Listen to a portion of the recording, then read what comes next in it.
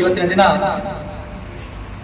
ರಾಜ್ಯದ ವಿವಿಧ ಪ್ರವಾಸಿ ತಾಣ, ರೆಸಾರ್ಟ್ ಹಾಗೂ ಹೋಮ್ ಸ್ಟೇಗಳಲ್ಲಿ ಪ್ರವಾಸಿಗರ ಭದ್ರತೆ ಕುರಿತು ಮಾನ್ಯ ಸಾಹೇಬರು ತಮ್ಮನ್ನೆಲ್ಲ ಉದ್ದೇಶಿಸಿ ಕೆಲವೊಂದಿಷ್ಟು ವಿಷಯಗಳನ್ನು ಚರ್ಚಿಸಲು ಬಂದಿದ್ದಾರೆ. ಮಾನ್ಯ SP ಸಾಹೇಬರು, ದಕ್ಷ ಅಧಿಕಾರಿಗಳು ನಮ್ಮ ಬಾದಾಮಿ ಠಾಣೆಯಿಂದ ಹಾಗೂ ತಮ್ಮೆಲ್ಲರ ಪರವಾಗಿ ಅವರಿಗೆ ಪೂರ್ವಕವಾದ ಸ್ವಾಗತವನ್ನು ಕೊಡ್ತಾ ಇದ್ದೇವೆ. ಅದೇ ರೀತಿ ಮಾನ್ಯ DSP ಸಾಹೇಬರು ಕೂಡ ಬಂದಿದ್ದಾರೆ. ಅವರಿಗೂ ಕೂಡ ನಿಮ್ಮೆಲ್ಲರ ಪರವಾಗಿ ಪೂರ್ವಕವಾದ ಸ್ವಾಗತವನ್ನು ಕೊಡ್ತಾ ಇದ್ದೇವೆ. ಮಾನ್ಯ ತಹಸೀಲ್ದಾರ್ ಸಾಹೇಬರು ಕೂಡ ಈ ಕಾರ್ಯಕ್ರಮಕ್ಕೆ ಆಗಮಿಸಿದ್ದಾರೆ. ಅವರಿಗೂ ಕೂಡ ನಿಮ್ಮೆಲ್ಲರ ಪರವಾಗಿ ಪೂರ್ವಕವಾದ ಸ್ವಾಗತವನ್ನು ಕೊಡ್ತೇನೆ. ಮಾನ್ಯ CPI ಸಾಹೇಬರು ಬಾದಾಮಿ ಅವರು ಕೂಡ ಈ ಕಾರ್ಯಕ್ರಮಕ್ಕೆ ಆಗಮಿಸಿದ್ದಾರೆ. ಅವರಿಗೂ ಕೂಡ ನಿಮ್ಮೆಲ್ಲರ ಪರವಾಗಿ ಸ್ವಾಗತವನ್ನು ಕೊಡ್ತೇನೆ. ಅದೇ ರೀತಿ ಚೀಫ್ ಆಫೀಸರ್ ಡಾಂಗೆ ಸಾಹೇಬರು ಅವರು ಕೂಡ ಬಂದಿದ್ದಾರೆ. ಅವರಿಗೂ ಕೂಡ ನಿಮ್ಮೆಲ್ಲರ ಪರವಾಗಿ ಸ್ವಾಗತವನ್ನು ಕೊಡ್ತೇನೆ. ಪ್ರಮುಖವಾಗಿ ಹಾಗೂ ಎಲ್ಲ ಸರ್ವ ಸದಸ್ಯರಿಗೂ ಕೂಡ ಈ ಕಾರ್ಯಕ್ರಮಕ್ಕೆ ಸ್ವಾಗತ ಕೋರುತ್ತಾ ಮುಂದಿನ ಕಾರ್ಯಕ್ರಮ ಮಾನ್ಯ ನಡೆಸಿಕೊಳ್ಳುವಂತ ವಿನಂತಿಸಿಕೊಳ್ಳುತ್ತೇವೆ.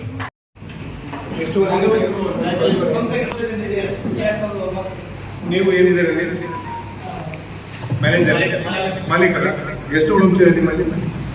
ರೂಮ್ಸ್ ಎಷ್ಟಿದೆ? ಸಣ್ಣ ಹೋಟೆಲ್ ಆದ್ರೆ ರೂಮ್ಸ್ ಎಷ್ಟಿದೆ? ಹೋಟೆಲ್ ನಮ್ದು ಹೋಟೆಲ್ ಆನಂದ್ ಡಿಲಕ್ಸ್ ಅಂತೇಳಿ ಒಟ್ಟು ನಮ್ಮ 50 ರೂಮ್ಸ್ ಇದೆ, ಒಂದು ಬಾರ್ ಇದೆ ಹಾಗೂ ಒಂದು ಉಡುಪಿ ಹೋಟೆಲ್ ಇದೆ.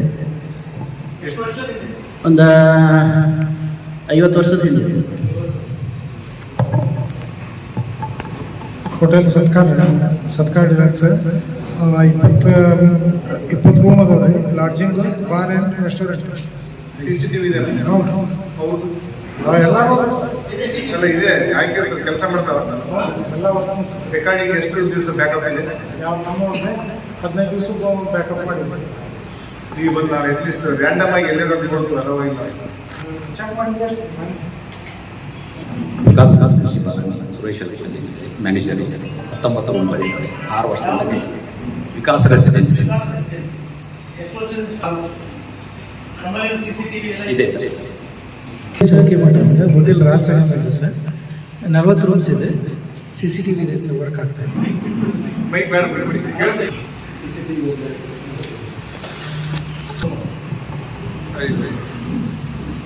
ಎಂಕಣ್ಣ ಹಾಸ್ಪಿಟಲ್ ಮುಖಾಬಿಕ ಎಷ್ಟು ರೂಮ್ಸ್ ಇದೆ? 15 ರೂಮ್ಸ್. ಹೊರಗಡೆ ಬಂದ್ರೆ ಗೊತ್ತಾಗುತ್ತೆ.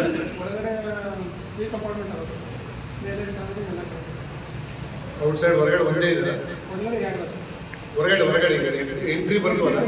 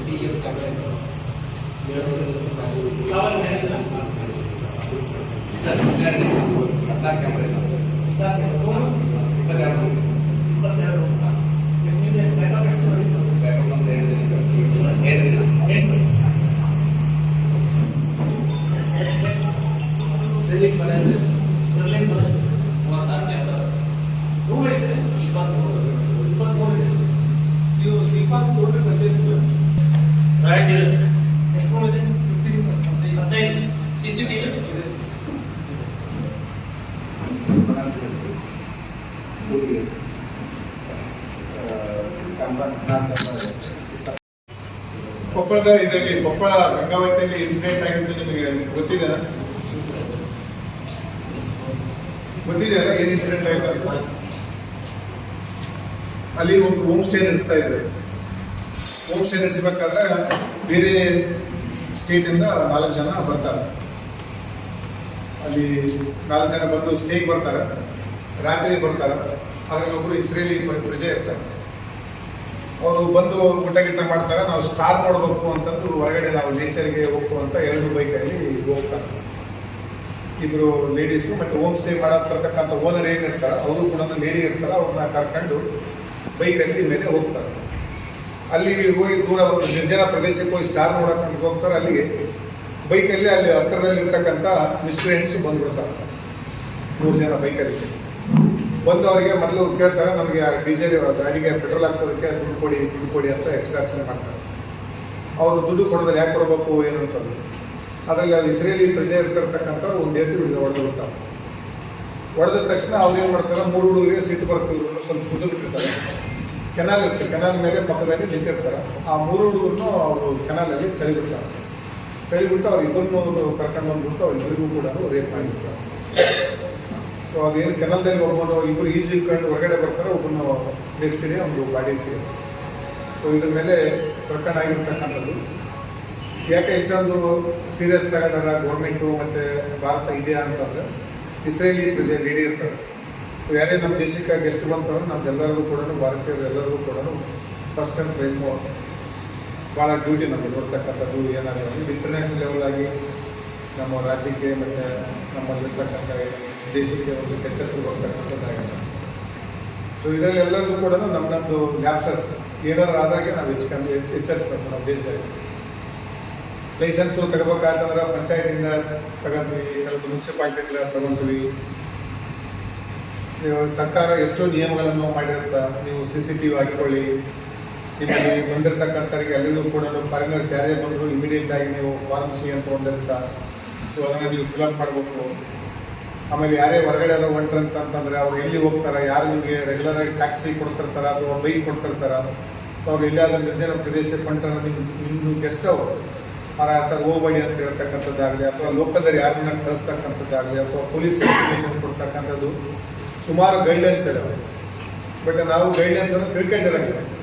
ನಮ್ಗೇನು ಬೇಕು, ಹೋಟೆಲ್ ಓಪನ್ ಮಾಡಬೇಕು, ಯಾರೋ ಏನೇನೋ ಮಾಡಿ ಅಲ್ಲಿ ಅವರಿಗೆ ಇವರಿಗೆ ಲೈಸೆನ್ಸ್ ತಗೋಬೇಕು, ನಮ್ಮದು ಬಿಸ್ನೆಸ್ ಚೆನ್ನಾಗಾಗಬೇಕು, ನನಗೆ ಎಷ್ಟು ಈ ವರ್ಷ ಲಾಭ ಸಿಗ್ತದೆ, ಆಮೇಲೆ ಏನು ನನಗೆ ಎಷ್ಟನ್ನ ಅಟ್ರಾಕ್ಟ್ ಮಾಡ್ಕೊಳಕ ಏನು ಬೇಕು.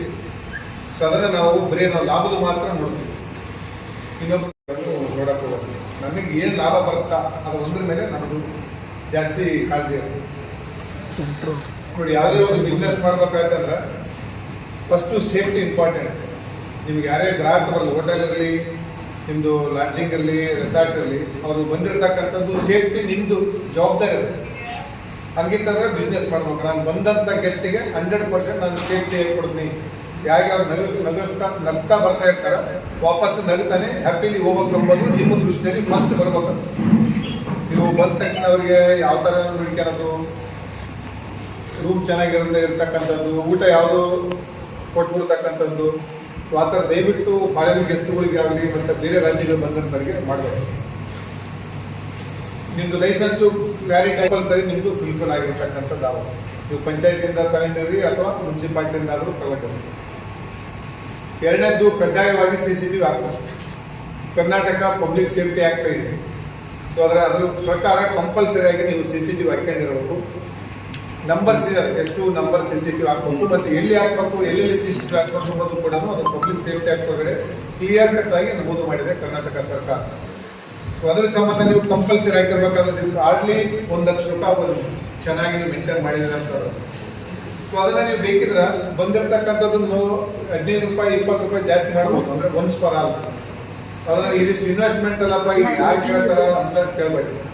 ನಿಮ್ದು ಗ್ರಹಚಾರ ಕೆಟ್ಟಿರ್ತಂದ್ರೆ ಎಲ್ಲಾದ್ರೂ ಒಂದಿನ ಈ ಥರ ಬಂದ ಪ್ರಾಬ್ಲಮ್ ಆದಾಗ ಎಂಟೈರ್ ನಿಮ್ದು ಜನರೇಷನ್ ಟು ಜನರೇಷನ್ ನಿಮ್ದು ಬಿಸ್ನೆಸ್ ಬಂದಾಗ ಬರುತ್ತೆ. CCTV ಕಂಪಲ್ಸರಿ ಹಾಕ್ಬೇಕು. ಬ್ಯಾಕಪ್ ಅದ್ರದ್ದು ಇರಬೇಕು. ಅಟ್ಲೀಸ್ಟ್ ಮಿನಿಮಮ್ ಅಂತಾದ್ರೂ ಪಬ್ಲಿಕ್ ಸೇಫ್ಟಿ ಆಕ್ಟ್ ಒಳಗಡೆ 3 months ಇದೆ. ಆ 3 months ಒಳಗಡೆ ನಾವು ಎನಿ ಟೈಮ್ ಆದರೂ ಪೊಲೀಸ್ ಅವರಿಗೆ ಅಥಾರಿಟಿ ಇದೆ, ಅಧಿಕಾರ ಇದೆ, ಪರಿಶೀಲನೆ ಮಾಡ್ತಕ್ಕಂಥದ್ದು ನಾವು ಹಾಕಿದಾರೋ ಇಲ್ಲ ಅಂತ. ಫಸ್ಟ್ ಇನ್ಸ್ಟೆಂಟ್ ಅಲ್ಲಿ 20,000 ರೂಪಾಯಿ ದಂಡ ಇದೆ. ಮತ್ತೆ ನೀವು ಹಾಕಿಲ್ಲ, ವೀಕ್ ಒಳಗಡೆ ಟೈಮ್ ಕೊಡ್ತೀವಿ, 20,000 ದಂಡ ಹಾಕಿ. ಒಂದು ವಾರದ ಒಳಗಡೆ ಹಾಕಿಲ್ಲ ಅಂತಂದ್ರೆ ನಿಮ್ದು ಲೈಸೆನ್ಸ್ ಕ್ಯಾನ್ಸಲ್ ಮಾಡೋದಕ್ಕೆ ಕ್ರಮವನ್ನು 100% ತಗೊಂತಾರೆ.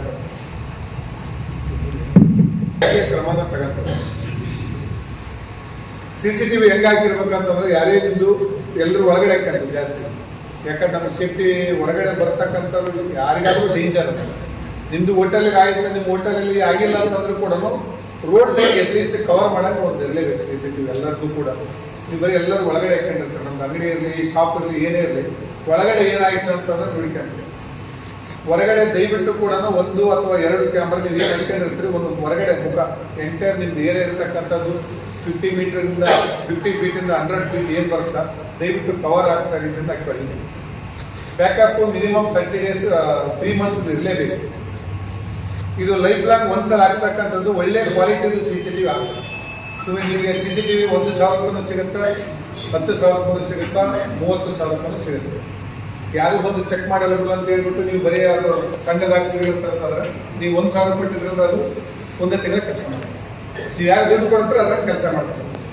ದಯವಿಟ್ಟು ಒಳ್ಳೆ ಕ್ವಾಲಿಟಿ ಹಾಕ್ಸಿ. ನೀವು ಅಟ್ಲೀಸ್ಟ್ ಇರ್ತಕ್ಕಂಥ ಓನರ್ ಮ್ಯಾನೇಜರ್ ಅಂದರೆ ಡೈಲಿ ಒಂದ್ಸಲ ಚೆಕ್ ಮಾಡಿ ನಮ್ಮದು ಚೆನ್ನಾಗಿ ಐತಲ್ಲ ಕೆಲಸ ಮಾಡ್ತಾ ಇಲ್ಲ ಅದು ಅಂತ. ನಾವು ಸುಮಾರು ಸಲ ನೋಡಿರ್ತು ಘಟನೆ ಆದಾಗ ಸರ್ ಮೇಲೆ 2 ದಿವಸ ಆಯಿತು ಕೆಟ್ಟಿತ್ತು, 3 ದಿವಸ ಆಗಿತ್ತು ಕೆಟ್ಟಿತ್ತು ಅಂತ ಇರುತ್ತೆ. ಕಂಪಲ್ಸರಿ ಇರ್ತಕ್ಕಂಥದ್ದು ನಮ್ಮದು ಪಬ್ಲಿಕ್ ಸೇಫ್ಟಿ ಹೊರಗಡೆ ಮತ್ತು ನಮ್ಗೆ ಅಧಿಕಾರಿ ಇದೆ, ತಹಸೀಲ್ದಾರ್ ಅವರಿಗೆ ಮತ್ತು ಪೊಲೀಸರಿಗೆ ಒಂದು ಕಾಪಿ ಕೊಡಲೇಬೇಕು ವೀಕ್ಲಿ ಎವ್ರಿ ಮಂಡೇ.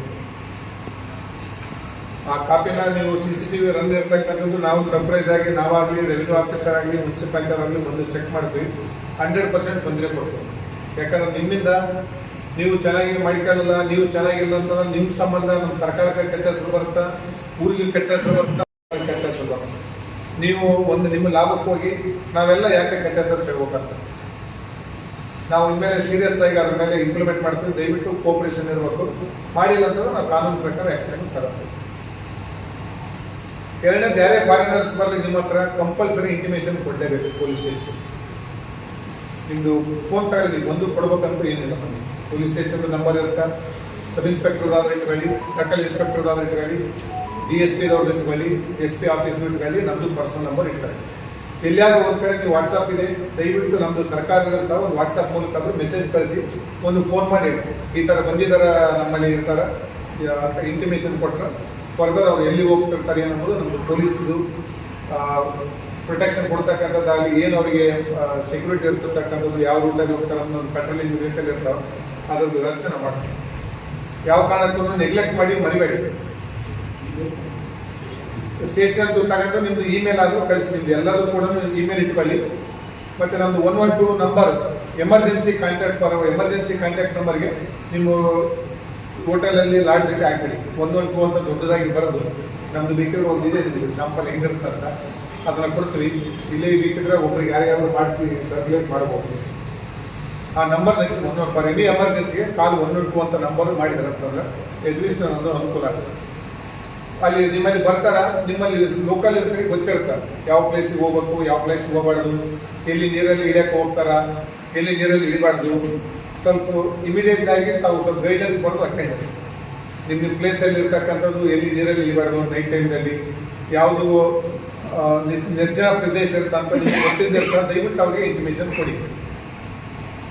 ಮೂರನೇದು ನಿಮ್ಮದು ರೇಟ್ಸ್ ಡಿಸ್ಪ್ಲೇ ಆಗಿರೋದು ಕಂಪಲ್ಸರಿ, ಅದನ್ನ ರೇಟ್ಸ್ ಮಾತ್ರ ಡಿಸ್ಪ್ಲೇ ಆಗಿರ್ತಕ್ಕಂಥದ್ದು ಇದೆ. ಹೋದ್ಮೇಲೆ ಕೂಡ ಅವರಿಗೆ ಸ್ವಲ್ಪ ಅವರು ಯಾರು ಸಂಬಂಧಿಕರು ಇರ್ತಾರೆ, ರಿಲೇಷನ್ಸ್ ಇರ್ತಾರೆ, ನಿಮ್ದು ಏನು ಪ್ರೊಸೀಜರ್ ಇದೆ ID ಕಾರ್ಡ್ ತಗೊಂತಕ್ಕಂಥದ್ದು ಅದನ್ನ ಸ್ವಲ್ಪ ನೀವು ಕೂಡ ಪೊಲೀಸರಿಗೆ ಹೇಳಿದ ಮೇಲೆ ಸ್ವಲ್ಪ ಪರ್ಸನಲ್ ಕೇರ್ ತಗೊಳ್ಳಿ. ಹೋದ್ರು ಡ್ರೈವರ್ ಯಾರೋ ಇರ್ತಾರೆ, ನಿಮ್ಮ ಲೋಕಲ್ ಡ್ರೈವರ್ ಹೋಗಿರ್ತಾರೆ, ಅವನಿಗಾದ್ರೂ ಫೋನ್ ಮಾಡಿ ಕೇಳ್ತಕ್ಕಂಥದ್ದು ಅವರು. ಇದು ಅವನಿಗಾದ್ರೂ ನಿಮ್ಮ ಮ್ಯಾನೇಜರ್ಗಳಿಗೆ ಫೋನ್ ಮಾಡಿ ಹೇಳಿರ್ತೀವಿ, ಈ ಪ್ಲೇಸಿಗೆ ಬಂದಿದ್ದು ರೀಚ್ ಆಗಿದ್ರೆ ನಾವು ಏನು ಸಮಸ್ಯೆ ಆಗಿಲ್ಲ ಅಂಬಂದ್ರೆ ಜಸ್ಟ್ ಸ್ವಲ್ಪ ಕೇರ್ ತಗೊಂತಕ್ಕಂಥದ್ದು ಅವರು. ಆಮೇಲೆ ನಿಮ್ಮಲ್ಲಿ ಬಾದಾಮಿಗೆ ಐಹೊಳೆ, ಪಟ್ಟದಕಲ್ಲು, ನಮ್ಮ ಹುನಗುಂದಕ್ಕೆ ಯಾವ ಸೀಸನಲ್ಲಿ ಬರ್ತಾರೆ ಜಾಸ್ತಿ ಎಂಬುದು ನಿಮಗೆಲ್ಲರಿಗೂ ಗೊತ್ತಿರುತ್ತೆ. ಆ ಸಮಯದಲ್ಲಿ ನೀವು ವೆರಿ ಕಾನ್ಷಿಯಸ್ ಆಗಿರ್ತಕ್ಕಂಥದ್ದು ಕಂಪಲ್ಸರಿ ಆಗಲೇಬೇಕು. ಮತ್ತು ಊರಲ್ಲಿ ಸಣ್ಣ ಪುಟ್ಟದು ಏನಾದರೂ ಸಮಸ್ಯೆಗಳು ಇರ್ತಾವ್ರಿ, ಯಾರೋ ರೇಟ್ ಜಾಸ್ತಿ ಕೊಡ್ತಕ್ಕಂಥದ್ದಾಗಲಿ ಏನೋ ಯಾವಾಗೂ ಆಗಲ್ಲ, ವರ್ಷದಾಗ ಒಂದ್ಸಲ 2 ವರ್ಷಕ್ಕೊಂದ್ಸಲ ಏನೋ ಸಣ್ಣ ಪುಟ್ಟು ಕರೆಕ್ಟ್ ಆಗಿ ಆಗ್ತಿರ್ಬೋದು. ಸೊ ಅದನ್ನು ಇಮಿಡಿಯೇಟ್ ಆಗಿ ನಿಮ್ಮ ಡ್ರೈವರ್ ಯಾರು ಇರ್ತಾರೋ ನಿಮ್ಮ ಗಮನಕ್ಕೆ ಬಂತು ಅಂತಂದರೆ ಕೂಡಲೇ ನಲ್ಲೇ ಮುಚ್ಚಿ ಹಾಕೋಕ್ಕೆ ಪ್ರಯತ್ನ ಮಾಡಬೇಕು.